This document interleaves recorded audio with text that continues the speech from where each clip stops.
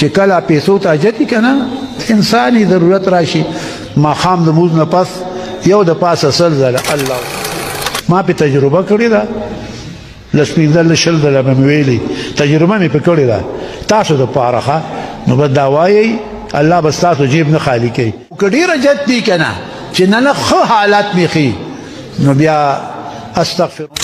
خوش قسمت یې تاسو له د الله تعالی ګوره پیغمبر تاسو ته دعا کوي ملائکې تاسو ته دعا کوي مؤمنان تاسو ته دعا کوي هغه پرېږده میان کبان تاسو ته دعا کوي میږي په ځمکه کې تاسو ته دعا کوي په هوا کې مرغۍ تاسو ته دعا کوي نو موږ تاسو به څه کوو موږ به علم کې کوشش کوو بس چې الله تعالی رالا علم با عمل راکی الله تعالی دې زموږ تاسو استقامت نصیب کی او طالبانو تاسو ټول کلیتاب مارغان یې پیسه نه لري نور دغه شان اریان محبت در کې ډېر دی زه عام یو شی ورکوم ځواب سړی عام شی ته کوي شوم سړی مې ډېر بدې شي ځکه حدیث کې راځي شوم د الله دشمني د خلکو هم دشمني دوزخ ته نږدې شوم مې بدې شي نو موږ سخیان یو خدا د خلک موږ پیژني لګوي دی وایي شومان دي موږ شومان نه یو خدای مخار کا موږ دومره سخیان یو موږ خو د علم لنګرې ورکوو پوه شوې او ورسره د ډوډۍ لنګرې هم ورکوو خانه خدای نه پوهېږي دی وایي دی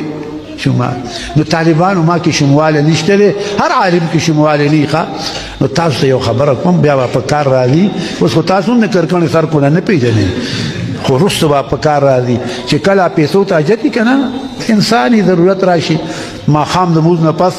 یو د پاسه سل ځله الله صمد وایي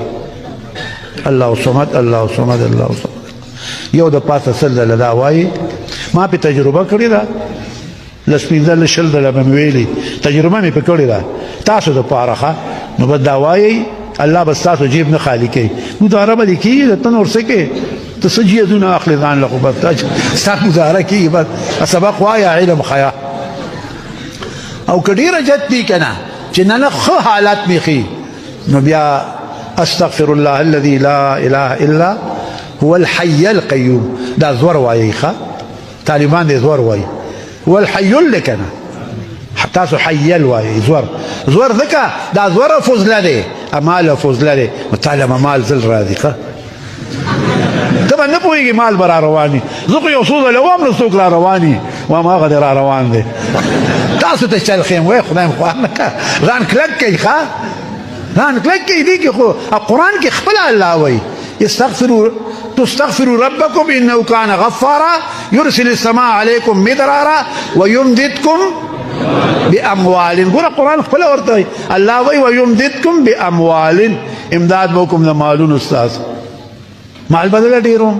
وبنین زامن به دا خلک زامن والا استغفار وایه که نه سرکودیه وبنین ويجعل لكم جنات ستاسو باغونه آفت به نه راځي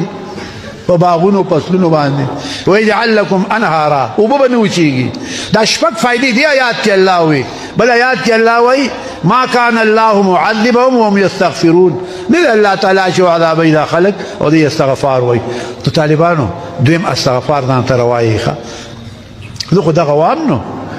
تاسو ته مې اجازت دی وایي ډېر عجیبه دغه دي پکې په خپله به پوه شي ښه